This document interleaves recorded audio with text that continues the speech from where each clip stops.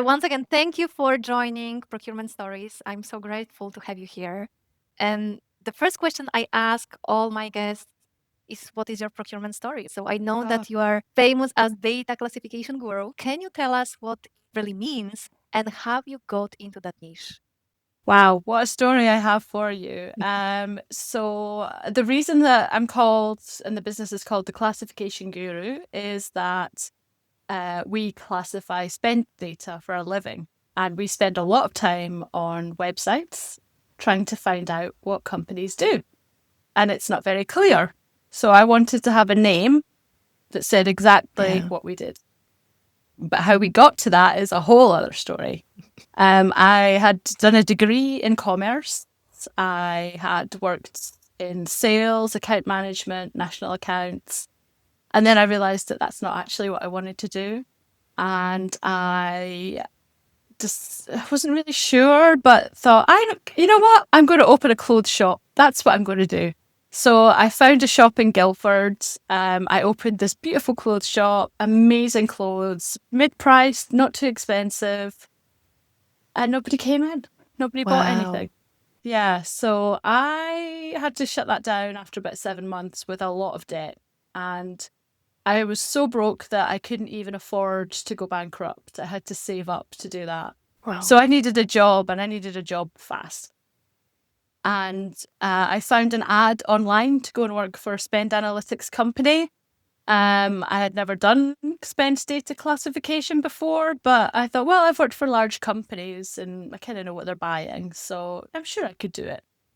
And really found my love for what I do there. You know, for the first time ever, I found something that I was really good at, that came naturally, didn't have to work hard at it, and I really enjoyed it. And so, what was supposed to be a stopgap ended up being 5 years growing a team, managing the projects, until the point where I wanted to leave and didn't know where I could get a job doing what I was doing. I loved it so much.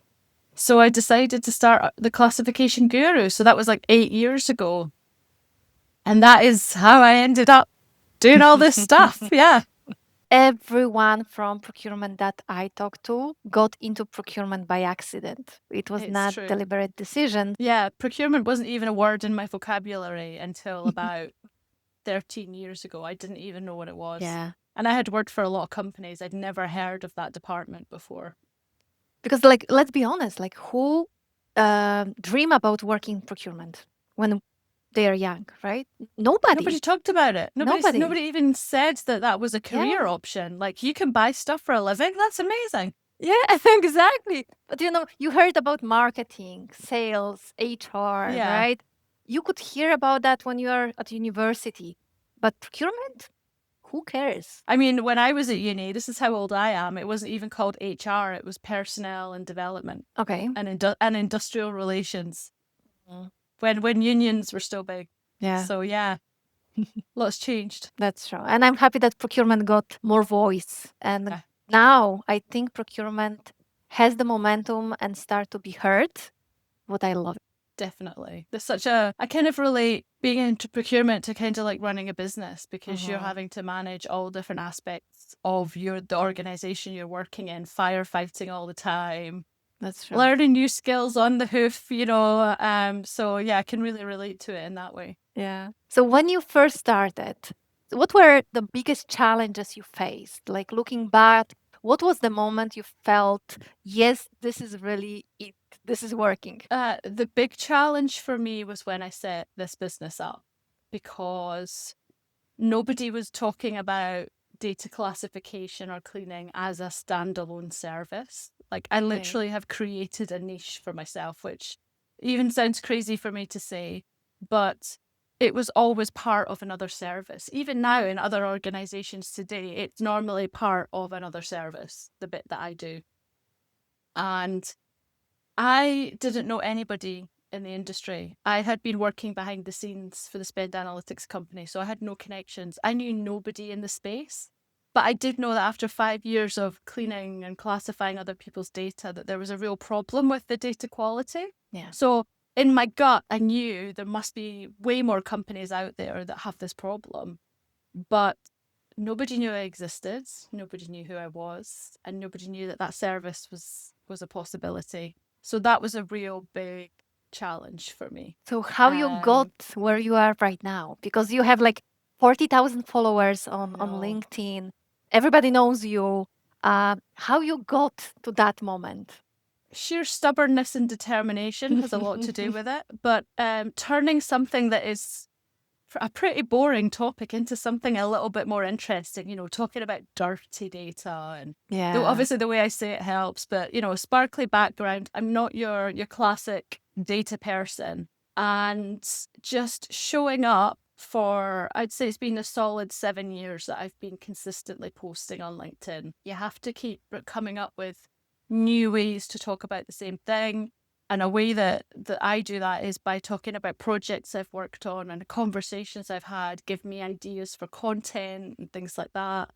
Um, Not taking yourself too seriously. So, I have a lot of fun on LinkedIn too, which has helped.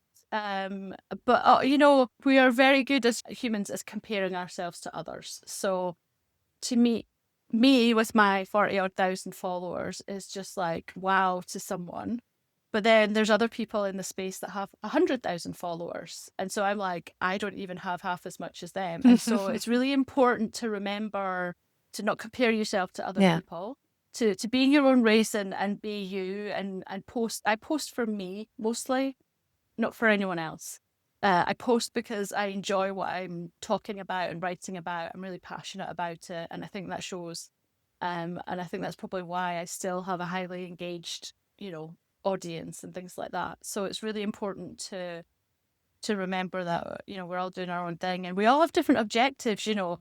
I may have less followers, but I get clients from this. And as long as I keep getting clients, then I don't care how many followers I've got. The important thing It's is worth it. that people are seeing Yeah. and it's prompting them to get in touch. So Yeah. yeah. So I learned about your code framework. So Yes. consistent, organized, accurate, and Yeah. trustworthy.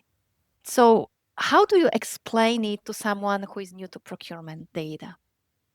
Well, actually, I think that this applies to all kinds of data and a lot of different aspects of life as well, actually. So Um, the reality is that most of the time in organizations, more than one person is working with the same data set. And I struggled with this having a large team, keeping the consistency of the classification is really difficult and standards because with procurement data, there's often more than one right answer. It can be very subjective and context is really important too. So I start by saying C is for consistency. So that is the same units of measure, the same date formats, the same terminology, the same way you input suppliers, have everybody doing it the same way, document that and make sure everyone's following that same process. Then, of course, it needs to be organized so that you can find what you're looking for, whether that is by categorization, of different areas or regions or actually categories of like IT, HR, etc. Have that in your data and ready to go so that you can answer those questions. Then, of course, it needs to be accurate. So define what that is within your department. Make sure everyone's on the same page with that. And once you have consistent, organized, and accurate data, it becomes trustworthy. And that is one of the biggest things that we hear about. Oh, we don't trust the data. It's Yeah. not right. So, if you've got those foundations right, you've got a much better chance of people using and trusting the data. So it's not like you just take the data, clean it up, and give it back to the companies. You are trying to transition that to something that will work in the future too, right? Yeah, so we've started doing a lot more kind of best practice documentation for Mhm. clients too. So giving them like a reference guide because Okay. as I say, it's not good enough to just put your coat on. You have to keep it on all year round. Yeah, Like you can't just clean it and leave it because it will be back to where it was within a year. You have to keep maintaining, exactly. keep protecting that data. So, what are some common mistakes that you can see companies make when managing their spend data, and what's the easiest way to avoid them? So one is that they don't invest in it. They don't do Okay. anything with it.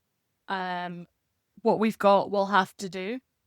That's not good enough. Yeah. If you want competitive advantage, if you want to grow your business, if you want to increase profitability, reduce errors, reduce costs. You need to have properly cleaned and classified data, not just classified. So clean those vendor masters. Like we often see a number of different suppliers that are actually all the same supplier, but multiple records, multiple payment terms. That's going to be open to frauds, multiple payments on the same invoice, all those kinds of things. So really important to be able to really know what's going on in your business and have visibility on that data. So you created some samification? Is that correct? Samification. Yeah. Samification. So Okay. it sounds like gamification. Yeah. Okay. So this is what I learned: a self-service supplier normalization tool, right? That's right. Can you share the story behind it and why it's been such a game changer? Yeah, yeah. Actually, it's been way more beneficial to the classification guru business than I anticipated as well. So, Okay. I love what I do, and it pays the bills, but it's not going to fund my retirement. You know, if I really want to be able to retire in a few years, in a decade or two, I need a retirement plan. So having a product that I can build and sell is going to be really important. But the reality for me is that I don't believe that technology is good enough for a spend data classification tool yet. That you could sell across the market. I think if you're building one internally for your own business, then it's probably very good. But if you're trying to cover like all different companies, all different industries, I think it's very difficult. So that wasn't an option. But something I did see a lot of was multiple supplier names and terrible inconsistency in the naming. And even when people tried to clean it up, we're a bit kind of perfectionist and OCD here at the Classification Guru. So we'll remove every full stop and punctuation, comma, and Inc. Limited, SA, PTY at the end of supplier names. But it's timely. And actually, if you are not doing this like day to day like we are, you don't even know what to look for to take it out. And I've seen some really common errors with normalization too, where people have tried to just take out like UK, but it's come out the middle of a word. Okay. So you have to be really careful about rules-based things as well. So I thought, well, you know, we've got a master list here of now we're up to 500, over 500,000 supplier names that have all been normalized by us and the team. And what if people just want to do a really quick like overview of how much are we buying or spending or selling with each company? Most companies don't have that visibility because the data's in different systems, it's disparate. And even if they have some kind of lake house or tool that's pulling together the data from the different systems, that consistency in the naming is still not there. So I thought, what if we could do like an on-demand self-service tool? I mean, I literally just ran 30,000 suppliers yesterday and it did it in less than 15 minutes. Wow. You know, how long would that take you internally? A lot longer, I suspect. Absolutely. And so that's where it started. And from there, it's started to grow some arms and legs. So we're adding in some 2-level categorization. And eventually I would also like to have just the name of the parent company as well. But that's proving quite hard to get that information easily. So that is the plan. So it's literally, it's a real, like, you can just go in, you go to the website, you drop your file in. We've made it so easy in terms of security. So we don't want anything other than a column with your supplier names. We won't accept anything other than that one column. So you drop that in, we normalize it, we give it back to you. There's no trail of where that data came from. So once it's in our system, we have no idea who put it there, like what company it came from. It's all very anonymous. So from a security perspective, we tried to make it as easy for you as possible to get that through, like your IT policies and things like that. But also just make your life so much easier. Like, of course you can do all this stuff yourself, but imagine just dropping it in a tool and getting it back in like 20 minutes. And then, you know, we're honest and say it's not perfect. And that's why I have a team cleaning it further in the background. So you can come back in a month and get an even cleaner version. But what you'll get in that first pass will be better than anything you could do in 15 minutes, I can promise you. You know, so that's why we're doing it. Just to get you to those analytics quicker, faster, and more accurately. And then, like I say, what's actually happened is when we are doing projects within the classification guru, ours tend to be more tailored. But what it's helped do is when we normalize the suppliers, we're getting like a 2-level categorization. So it's helping us to group some suppliers already into categories before we've started actually building out like a customized taxonomy. So it's helping speed our process up and make us more efficient too. So yeah, it's had some added benefits. And also I think the fact that we use our own tool is a sign that it works. And do you see any patterns? Like, every client has the same problem with the same mistakes. People can't seem to spell limited and private. That one came up today as well. So you find that they can be misspelled. So again, unless you know to look for that stuff, you're not going to find it naturally. A lot of typos. There's a lot of typos of supplier names in data. You would not believe the number that we see. So just being able to pick those up as well. And again, it comes from lack of consistency or standardization at the input stage. Some people are just putting in what they think the name is. Some people are putting in the name on the invoice. Some people are putting in the company's house in the UK, for example, name. Sometimes even the company name. So we're the Classification Guru Ltd. Mm-hmm.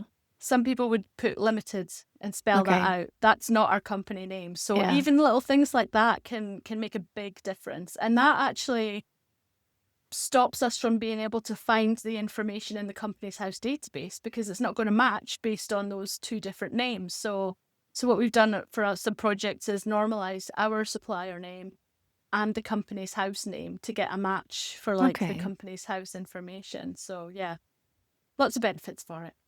And how does it work in practice? So, for example, I have problem with my supplier data. I have like 100,000 suppliers. So, do I give you the file with the data and you clean it and give it back to me?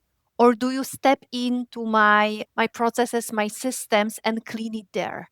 Oh, please do not let anyone ever go into your systems. Please do not let anyone ever touch your systems. No. So the projects that we work on, we always ask for an Excel file or multiple files from different systems. We have our own software that we use. We'll pull together all that data, standardize the columns, get everything into one file, and then we'll normalize the suppliers first of all. Then we'll start to classify the data either with a taxonomy that the client already has, or quite often we'll build something customized from scratch based on what's in their data. So we'll go through, and that can either be at invoice line level or supplier level, depending on what the client needs. And then we'll send that back as an Excel file, and then they can upload that back into their systems. But we never touch the internal systems. And like I say, we can do like best practice documents to help guide future input of data and help minimize those errors. Yeah. So because you'll never have a perfect data set. It's about minimizing the errors. Of course. So you give like a recommendation. Okay, don't do that mistakes or remove those mistakes for the future. So it could be, spell out the full company name, put it all in uppercase. If it's address information, do not abbreviate the street names, type them out fully. Do not have more than one part of the address in one column. If it's in one cell, like having a comma helps definitely when you need to separate it out. Okay. Things like that. And all those little things really make a huge difference. Yeah. And do you do reporting too based on the data, or this is out of your? Not really, although I'm working on a data diagnostic for a client right now where we're telling them, you have got this many potential duplicates, you've got this many missing addresses, this many missing phone numbers. Yeah. So we're looking at that and showing where there's opportunities for them to improve their data. Okay, perfect. But the analytics side, we tend to most companies have their own teams to do that now. We kind of focus on the bit that is less, I guess, there's less skills and knowledge in that space, but we can do it day in, day out. So we know what we're doing. Yeah. Okay. And with all the AI tools on the market, do you ever worry that AI could replace you? Or do you think that, that part of the job will always need a human touch? So, I mean, my opinions changed a lot in the last year, I have to say. And I've just, between the spreadsheets, my book, the second edition comes out in a few weeks. I've Okay. got a whole chapter on AI in procurement. And it's even within procurement, it's not a blanket yes or no. In some areas, it's very good. So, contract scanning and pooling contract information is really good. But we are not there yet with normalization and categorization. And I know that because I've got examples in the book, but also with samification, we have our own GPT model that learns from what we've done. And it's still making stuff up itself. Like it might be Walsh solicitors, Walsh hairdressers, Walsh cleaners, and it's grouped it all to the Walsh group. We didn't ask it to do that, it just decided it. So Yeah. still need those people to sense check, but it's really important that you have people who know the data and the area, because if you don't know what it should look like, then how do you know if it's wrong? That's true. Okay, so let's talk about conferences. So procurement conferences are a big part of learning and networking. Which ones are your absolute favorites, and which do you recommend everyone should attend at least once? Oh, that's a good question. So coincidentally, I'm off to ProcureCon Europe in Vienna, so highly recommend that. Really great for most of Europe to get together and meet. I've also been to ProcureCon in the US, also great events. SIG in the US is another really great event, and I've also been to ISM. I've also regularly attend, it used to be called eWorld in the UK, but it's called Okay. PSI now, Procurement Strategies and Innovation. So Mhm. that's on once a year. You can normally find me hanging out there as well. Do you speak on those conferences?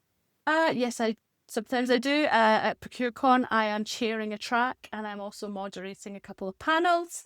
I'm Oh, that's also great. off to America next month to speak at a caucus event, which is a IT procurement professional event, and I'm speaking on check before tech. So again, make sure your data. And actually, that was another thing I wanted to say about the AI was that AI learns from training data. So it's Mhm. whatever data you feed it. So if you Yeah. haven't checked it and cleaned it and know that a person has done it properly, you're going to get a rubbish output. So that's why, while my role will change, it's not going to disappear. Yeah. Yeah, I agree. I agree with that. So you launched the Women Who Speak group, which has Yes. already attracted hundreds of members. That is wow. I know. What inspired you to start it, and what impact have you seen so far? What I call out a lot of events if I see them online that don't have a list of a balanced panel or all men. And all I kept hearing back was, oh, we can't find any female speakers, there's no women. And Okay. I just got really fed up of hearing that. And I was like, okay, uh, let me put them all in one place for you. And then the next time you tell me that, I'm going to point you to this group. And the other thing is, I didn't want it to be a commoditized group. I wanted it to be a free resource that anyone could join. We've got a spreadsheet. You can put your name on it. You can say what your specialist topics are, what areas you're willing to talk in, whether you will do it for free or paid, so that event organizers can go there and have a look and contact people. And like you say, like nearly 900 women now, which is phenomenal in all kinds of Wow. different areas, not just procurement or data, but like coaching and all Mhm. kinds of spaces. I've tried to put some tips in. I've tried to get the women to engage, but they've been a bit shy. So that's been a little disappointing. But something that like has really made me really proud is somebody contacted me to say, I'd like to approach one of the ladies in your group who's on the list to speak at our event, my company's event. Is it okay? And I was like, yes, please. That's what this group is for. That's So, awesome. so we could potentially have our first speaking invite from the group, which is the whole reason I did it in the first place. You know, Yeah. they've discovered someone that they really want to talk at their company that probably they maybe didn't even know existed or didn't know a Mhm. way to contact them. So I'm really proud of that. You know, that's You what it's should all be. about. Yeah, you should be proud. it just proves how many women are out there. And, there are some women in the group who are not quite ready to take that step yet, but Yeah, just having a group and a space for them is really important. that's true. So, what advice would you give women in procurement who want to make their voices heard and grow in their career? Quite a lot, actually. So not only am I a woman in the procurement space, but in the data space and in the business space, which are all quite often dominated by men. Don't try to be like the men. Don't try to be too female or too feminine. Like, just be yourself. Like, be yourself, know where your skills are, and just talk the arse off how good you are at those things. You need that self-belief and that self-confidence, because so many people told me that nobody was going to who's going to pay for data cleaning services. 8 years later, here I am, and I talk globally on the topic. It doesn't come naturally, and it doesn't come quickly. You have to work at it. But own the space. Like, you are entitled to be there. My thing is, I really, as much as I do women in whatever groups and support all those activities, I don't want to be a woman in anything. I just want to be known as an equal, as being good at the fixer of being dirty data. That's my ultimate goal, is that we don't even have to, talk about being a woman. But until that point, nobody is going to champion for you as much as you are. Other people will support you, but you need to support yourself first. So be confident in you and your abilities. And you know what? We don't have to be good at everything as women. We try to be, but focus. Like, I'm terrible at maths and finances, and I'm very open about that. And I don't have to be. I've got a very good accountant who can help me. I focus on the things that I'm really good at, which is cleaning and classifying data and talking about it. So yeah, find your thing. And believe in yourself, right? As you said. Yeah, so important. Because we are not worse and we are not weaker than the guys We're in different, the space. and actually, more than anything, I have a mixed team here, and balance and perspective is so important. Having different perspectives and opinions really helps give a balance in the team. So it's really important. Yeah. So let's talk about future. Looking ahead, what trends in procurement data management excites you the most? I just think the fact that we're talking about it a lot more than we used to is really good. And I mean, my message hasn't really changed in all these years. The only difference is I'm adding for AI now. So I think that is what's really driving this change, is the fact that everyone wants AI, but they're starting to realize that it's not going to work without clean data. So many tech products will come and go throughout the years, but having the fundamentals, good data, knowing, being strategic, and actually networking. I think procurement really need to network internally with their own departments way more, and that will not only help the reputation of procurement within organizations, which isn't always the greatest, if we're That's true. honest. Yeah. It will, if people within procurement want to grow and progress within an organization, you need to know other people within the business too. Yeah. So if you are networking as part of your procurement role, that is going to help you. There's nothing to say you can't be CEO one day. Oh, that's beautiful. That's beautiful end of this conversation. Thank you so much It's for been a your pleasure. time. Thank you. I appreciate it. And I hope that we'll have another coffee chat one Oh, yeah. day. Maybe in person one time. Maybe on some conference that you just Yes, recommended. absolutely. Thank you so much.